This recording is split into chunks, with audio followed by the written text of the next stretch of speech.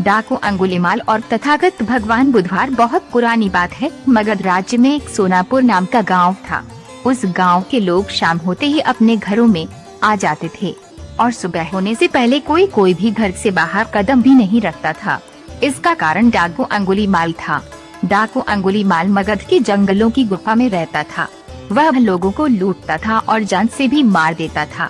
लोगों को डराने के लिए वह जिसे भी मारता उसकी एक उंगली काट लेता और उन उंगलियों की माला बनाकर पहनता, इसलिए उसका नाम अंगुलीमाल पड़ा। गांव के सभी लोग परेशान थे कैसे इस डाकू के आतंक से छुटकारा मिले। एक दिन तथागत भगवान बुधवार उस गांव में आए। गांव के लोग उनकी आवभगत करने लगे। तथागत भगवान बुधवार ने देखा कि गांव के लोगों में किसी बात को लेकर दहशत फैली है। तब तथागत भगवान बुद्ध ने गांव वालों से इसका कारण पूछा। ये सुनते ही गांव वालों ने अंगुलीमाल के आतंक का पूरा किस्सा उन्हें सुनाया। अगले ही दिन तथागत भगवान बुद्ध जंगल की तरफ निकल गए। गांव वालों ने उन्हें बहुत रोका पर वो नहीं माने। तथागत भगवान बुद्ध को आते देख अंगुलीमाल हाथों में तलवार लेकर खड़ा हो गया, पर तथागत भगवान बुद्ध उसकी गुफा के सामने से निकल गए। उन्होंने पलटकर भी नहीं देखा। अंगुलीमाल उनके पीछे दौड़ा, पर दिव्य प्रभाव के कारण वो तथागत भगवान बुद्ध को पकड़ नहीं पा रहा था। थक हार कर उसने कहा रुको। तथागत भगवान बुद्ध गए और मुस्कुराकर बोले, मैं तो कब का रुक गया, पर तुम कब ये हिंसा रोकोगे। अंगुलीमाल ने कहा, सन्यासी तुम्हें मुझसे डर नहीं लगता, सारा मगध मुझसे डरता है। तुम्हारे पास जो भी माल है निकाल दो, वरना जान से हाथ धो बैठोगे। मैं इस राज्य का सबसे शक्तिशाली व्यक्ति हूँ।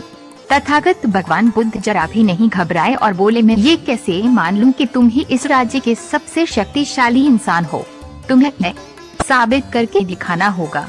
अंगुलीमाल बोला, बताओ कैसे साबित करना होगा। तथागत भगवान बुद्ध ने कहा, तुम उस पेड़ से 10 पत्तियां तोड़ कर लाओ। अंगुलीमाल ने कहा, बस इतनी सी बात, मैं तो पूरा पेड़ उखाड़ सकता हूँ।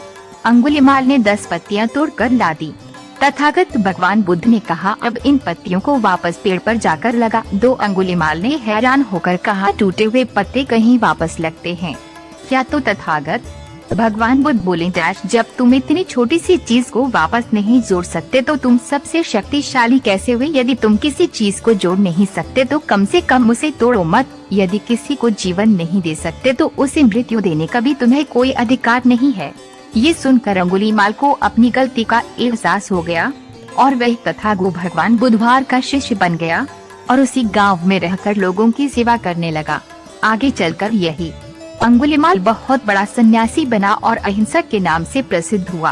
तथागत भगवान बुद्ध के पवित्र उपदेश और कल्याणकारी धर्म से अंगुलीमाल का हृदय परिवर्तित हुआ और वे लोगों के कल्याण के लिए अपना जीवन समर्पित किया। Presentation by story of life.